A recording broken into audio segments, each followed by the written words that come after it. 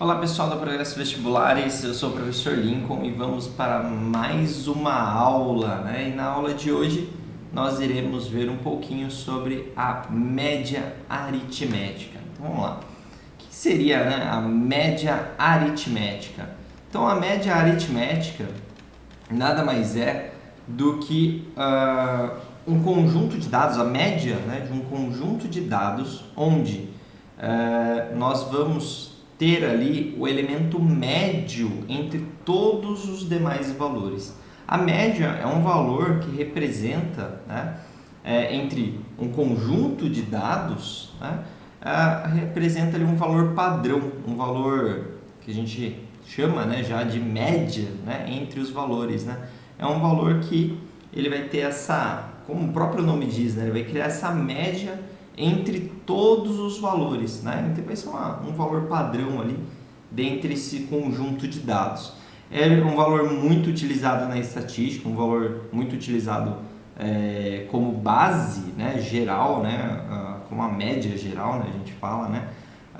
Por exemplo, uma média bimestral, né? Então eu tenho lá, estou fazendo curso de matemática, então lá no curso de matemática, disciplina, né, de matemática no ensino médio, por exemplo, né? Aí eu tenho o primeiro bimestre, segundo, terceiro e quarto bimestre, né? Então a média que vai para o nosso boletim final anual, né? O valor que está lá, né, já é o que o próprio nome diz, né? Uma média, né? Ao longo do ano vocês tiveram, né, várias notas, né? 7, 8, 9, né? Ele vai tirar o quê? Ele vai tirar uma média entre esses valores aí, né? Vai converter 4 notas em uma média, ele vai tirar uma média disso daí, certo? Claro que cada escola, né, ela trabalha de uma forma diferente uma da outra, tá? Mas como é que funciona isso no geral, né? No geral nós temos uma formulinha, né, que é essa formulinha da média, x1, x2, x3 aqui, né, reticências, né, são os nossos dados, né, são as nossas informações. Por exemplo, média vou pegar uma média de uma disciplina que ela é bimestral, então eu tenho 4 bimestres, então a nota do primeiro bimestre, do segundo bimestre, terceiro bimestre e mais uma, 4, né, mais uma aqui, né, quarto bimestre, são 4 notas, e eu vou dividir por n aqui, né, tá um n aqui, onde n é um número de elementos. Então se eu tenho 4 elementos, eu vou somar 4 notas e dividir por 4. Professor, eu quero uma média ao longo do ano nós tivemos 10 notas, então eu quero uma média dessas 10 notas. Então o que eu vou fazer? Vou somar as 10 notas e dividir por 10. Então esse xn aqui é um elemento genérico, né, onde representa a enésima posição, certo? Então se eu estivesse trabalhando bimestral seria x1, x2, x3 e x4, né? Onde o n aqui é o meu quarto elemento aí, tudo bem?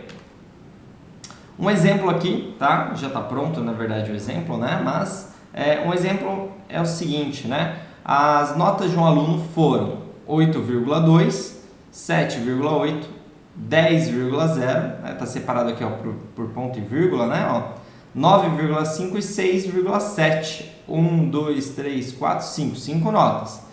E que a média mínima para aprovação no curso é 8,5.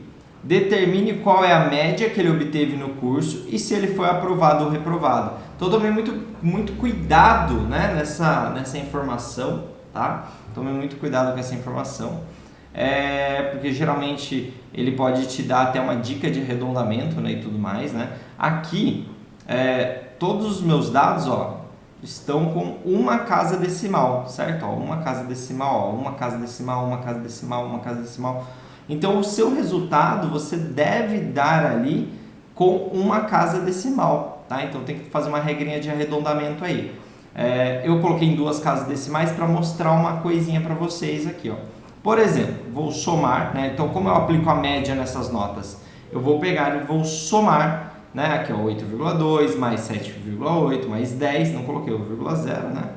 Mais 9,5 mais 6,7. A hora que eu somar tudo isso, eu vou ter 42,2 dividido por 5, eu vou ter 8,44. Ele foi reprovado.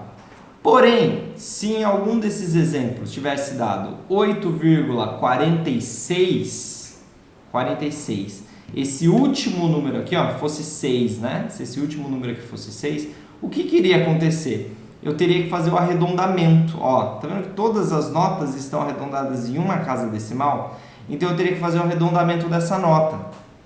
Então se fosse 46, ele não quer que você dê o resultado em 4,6, né? Ou 8,4. O arredondamento se dá da seguinte forma: passou de 5, né? Se aqui for maior do que 5, o que acontece? Eu pego essa casa aqui e subo uma unidade.